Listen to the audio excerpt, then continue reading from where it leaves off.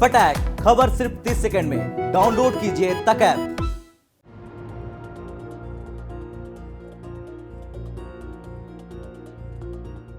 धमकी भरे लहजे में रूस को धमकाती ये हैं अमेरिका की deputy secretary Wendy Sherman. Wendy Sherman, जिनको फॉक्स के नाम से भी लोग जानते हैं, उन्होंने रूस को साफ साफ कह दिया है कि अगर 2014 वाली गलती फिर से की तो इस बार के जो परिणाम होंगे वो ज्यादा बुरे होंगे, ज्यादा भयावह होंगे। उन्होंने रूस को चेता दिया है कि रूस संभल जाओ वरना संभाल देंगे। दरअसल यूक्रेन को लेकर वेस्ट और रशिया आमने सामने है।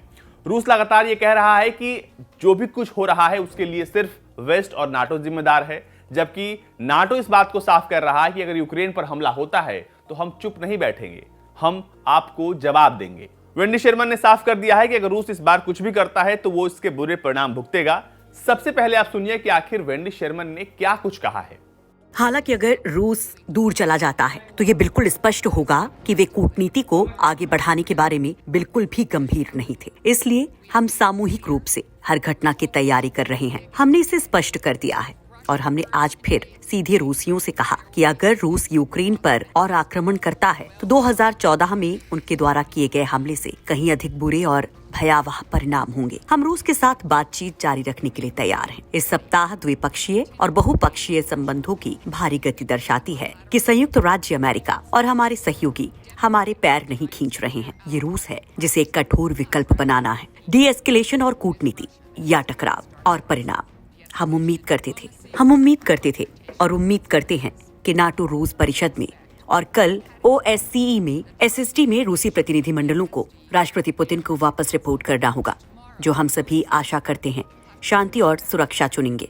वे एक शक्तिशाली देश हैं। तथ्य ये है कि वे यूक्रेन से खतरा महसूस करते हैं। एक छोटा और अभी भी विकासशील लोकतंत्र स्पष्ट रूप से समझना मुश्किल है। उन्हें सीमा पर 1 लाख सैनिकों की आवश्यकता क्यों है, जो कहते हैं कि वे आक्रमण के लिए नहीं है बल्कि अभ्यास के लिए हैं। जब आज सुबह लाइव फायर अभ्यास की खबर मिली, ये किसके बारे में है? क्या ये आक्रमण के बारे में है?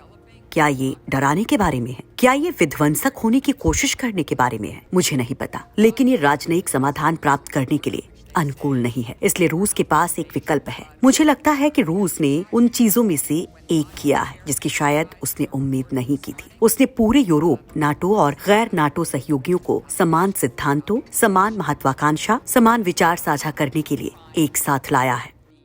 दरअसल पिछले कई महीनों से इस बात की आशंका लगाई जा रही थी कि यूक्रेन पर रूस हमला कर सकता है और इसको लेकर कई तरह की अटकलें जो हैं वो लगातार लगाई जा रही थी। इस बीच में आपको बता दें कि जो सालाना प्रेस कॉन्फ्रेंस थी रूस की, उसमें व्लादिमीर पुतिन शामिल हुए थे। उसमें जब उनसे यूक्रेन को लेकर सवाल पूछा गया, उस पर हमले को लेकर सवाल पूछा गया, तो उन्होंने साफ कर दिया कि जो कुछ भी हो रहा है उसके लिए रूस जिम्मेदार नहीं है, बल्कि इसके लिए नाटो जिम्मेदार है, वेस्ट के देश जिम्मेदार हैं, क्योंकि उन्होंने रूस से लगती सीमाओं के आसपास अपने भारी गोला बारूद जो हैं वो तैनात किए हुए हैं। उनका कहना था कि हम लेकर नहीं गए हैं अपने मिसाइल या फिर तमाम चीजें अमेरिका के पास, बल्कि अमेरिका के सहयोगी नाटो जो हैं वो सब आते हैं हमारी सीमाओं के आसपास, बड़ी तैनाती करते हैं हथियारों की, और इन सब के लिए वो जिम्मेदार हैं। दरअसल उस दौरान उन्होंने क्या कुछ कहा, सबसे पहले ये सुनिए आप। हमारी कार्रवाई बातचीत की प्रक्रिया पर नहीं बल्कि रूस की बिना शर्त सुरक्षा पर निर्भर करेगी। आज और ऐतिहासिक परिप्रेक्ष्य में इस संबंध में हमने स्पष्ट रूप से कहा है कि आगे नाटो आंदोलन पूर्व की ओर अस्वीकार है। यहाँ क्या स्पष्ट है?